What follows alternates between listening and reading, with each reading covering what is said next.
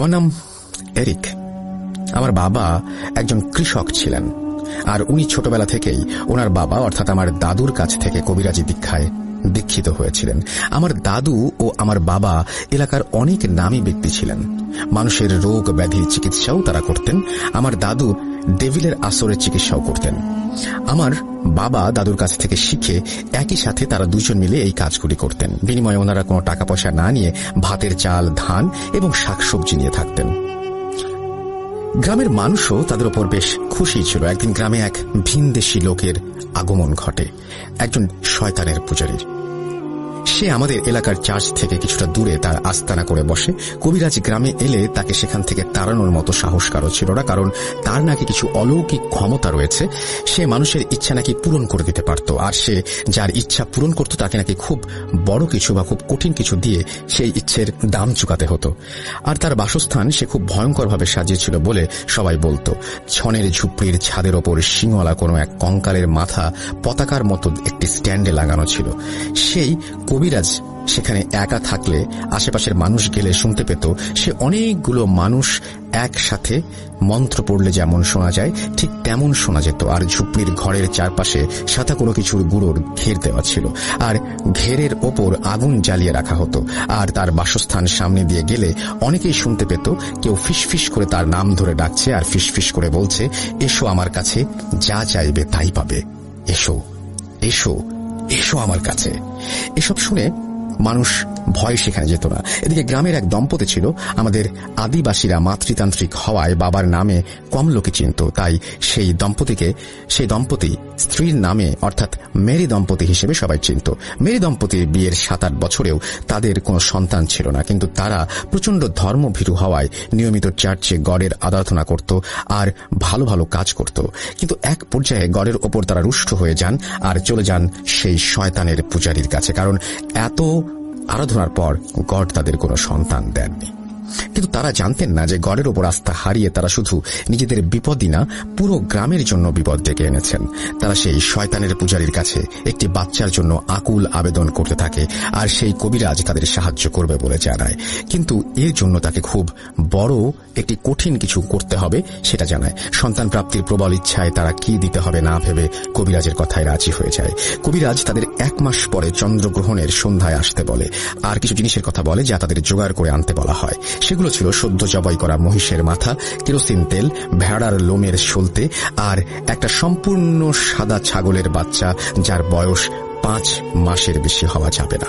Mary দম্পতি সব জোগাড় যন্ত্র করে চন্দ্রগ্রহণের সন্ধ্যায় সেই কবিরাজের কাছে যায়। কবিরাজ তাদের একটি গোল বৃত্তে বসতে বলে। তারা বৃত্তে বসার পরে কবিরাজ সেই মহিষের মাথা কেরোসিন তেলে ডুবিয়ে রাখে, আর কিছুক্ষণ পর সেটি তুলে বৃত্তের মাঝে ভেড়ার লোমের সলতে দিয়ে মুড়িয়ে সেখানে আগুন ধরিয়ে দেয়। এরপর কিছু রিচুয়াল করে সেই সাদা ছাগলটিকে স্যাক্রিফাইস করে। 2টা মাটির পেয়ালায় রক্ত রেখে সেই আগুন থেকে কিছুটা ছাই তুলে পেয়ালায় মিশিয়ে খেতে বলে। খাওয়া শুরুর আগে কবিরাজ তাদের বলে যখন সময় আসবে সে তাদের কাছে তার পাওনা চাইবে, আর সেই পাওনা তাদের দিতেই হবে। কিসের পাওনা জিজ্ঞেস করলে কবিরাজ বলেন তাদের সন্তান হবে কবিরাজের রিচুয়ালের মাধ্যমে, তাই তার পেমেন্ট হিসেবে তাকে কিছু দিতে হবে, কিন্তু কি দিতে হবে সেটি নাকি কবিরাজ সময় এলেই চাইবে। মেরি দম্পতি রাজি হলে তাদের রক্ত খাওয়ানোর পরে কবিরাজ বলে আজ ভোর রাতে তাদের বাসার পেছনের জমিতে একটি পাখি মরে থাকবে, তারা যেন সেটিকে নিয়ে এসে ভালোভাবে রান্না করে সেটি দুজন মিলে খায়। তারা সম্মতি জানিয়ে চলে যায় সেদিনের মতো। এরপর 1 মাস কেটে যায়। একদিন মেরি ফ্যামিলির বাসা থেকে আমাদের বাসায় মিষ্টি আসে। এত জলদি ফল পেয়ে খুশিতে তারা যেন আত্মহারা হয়ে গিয়েছিল। দেখতে দেখতে দিন চলে যায়, আর মেরি ফ্যামিলির ঘর আলো করে একটি মেয়ে সন্তানের জন্ম হয়। মেয়েটার নাম তারা মারিয়া রাখে। মেয়েটি জন্মের পর তার বাম কাঁধে একটি জন্ম দাগ দেখতে পায় তারা, যা ছিল একটি অর্ধচন্দ্রাকৃতি। আস্তে আস্তে 7 বছর কেটে যায়। মারিয়াও বড় হতে থাকে, আর মারিয়ার বাবা মা সেই কবিরাজের কথা ভুলে যায়। কিন্তু মারিয়ার 7 বছর পূর্ণ হবার পর মারিয়ার মাঝে কিছু পরিবর্তন লক্ষ্য করা যায়। সেগুলো হচ্ছে খুব রাতে সে একা বাইরে বেরিয়ে যেত, রুমে কারোর সাথে কথা বলতো না, আর একা খেলতো। তার মা বাবা এটা দেখে তাকে জিজ্ঞেস করে যে সে কার সাথে কথা বলে। মারিয়া নাকি তখন খুব ভায়োলেন্ট হয়ে যেত আর চিৎকার করে ঘরের জিনিসপত্র ভাঙচুর করত। মারিয়া এছাড়াও সন্ধেবেলা নাকি সেই কবিরাজের বাড়িতে চলে যেত। মারিয়ার ভেতর কোনো সমস্যা আছে এই ভেবে মারিয়ার মা বাবা তাকে সেই কবিরাজের কাছে নিয়ে যায়, আর কবিরাজ তাদের যা বলে সেটি শুনে মেরি দম্পতির হুঁশ উড়ে গিয়েছিল। কবিরাজ তাদের বলে তাদের মেয়ে হচ্ছে ডেভিলের মেয়ে। মেয়ের কাঁধে যে বার্থ মার্ক ছিল সেটি নাকি ডেভিলের মার্ক, আর সে নাকি ডেভিলের বংশধর। কবিরাজ তাদের আরও জানায় সে বহু সাধনা করে ঈশ্বরের ভক্ত কোনো দম্পতি খুঁজছিল যারা ঈশ্বরকে ত্যাগ করে শয়তানের সান্নিধ্যে আসবে, আর তাদের সাথে রিচুয়াল করে সেই কবিরাজ একটি ডেভিলের বংশধর বানাবে আর তাকে দিয়ে সে কাজ করাবে। কবিরাজ এরপর তাকে বলে যে মারিয়ার বয়স 15 বছর হলে ম্যারি দম্পতি যেন মারিয়াকে তার কাছে নিয়ে যায়। 15 বছর সন্তান প্রাপ্তির আনন্দ দান করায় এটাই ছিল নাকি কবিরাজের পেমেন্ট। এই কথা শুনে মেরি দম্পতি প্রচন্ড রেগে যায় আর সেই কবিরাজকে গ্রাম থেকে বের করে দেওয়ার হুমকি দেয়।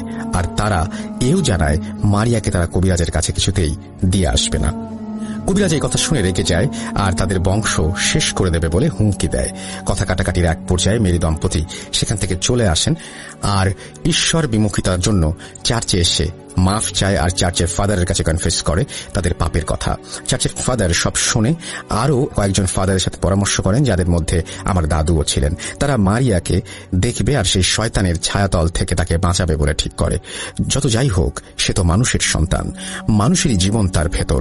শয়তানের কাছ থেকে গডের চাইল্ডকে তারা রক্ষা করতে নিজেদের সমস্ত অভিজ্ঞতা ঢেলে দিতে প্রস্তুত হয়ে যায়। অবশেষে 2 দিন পর আমার দাদু আমার বাবা মেরি দম্পতির বাসায় যান মারিয়ার কন্ডিশন বুঝতে।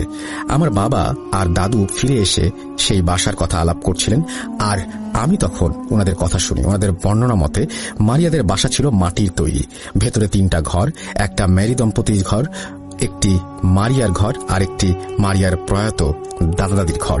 সেখানে সামনে ছিল গোয়াল ঘর আর উঠোন এবং রান্নাঘর। মারিয়ার বাসায় ঈশ্বরের আরাধনার কোনো জিনিস ছিল না। সন্ধ্যা হবার ফলে ঘরের ভেতরে কুপিবাতি জ্বলছিল আর তার আলোতে পরিবেশটা যেন কেমন থমথমে আর ভয়ঙ্কর লাগছিল। বাসায় গডের কোনো বই আর কিছু জিনিস নেই কেন জিজ্ঞেস করলে মেরি দম্পতি মাথা নিচু করে থাকে, কিছু বলতে পারে না। তারা মারিয়ার মা বাবার সাথে কথা বলে সবকিছু আরও একবার শুনে মারিয়ার রুমে ওকে দেখতে যাবে বলে জানায়। মারিয়ার ঘরের কুপিবাতিটা খুব মিটমিট করে জ্বলছিল, কিন্তু মারিয়াকে ভালোভাবে দেখা যাচ্ছিল না।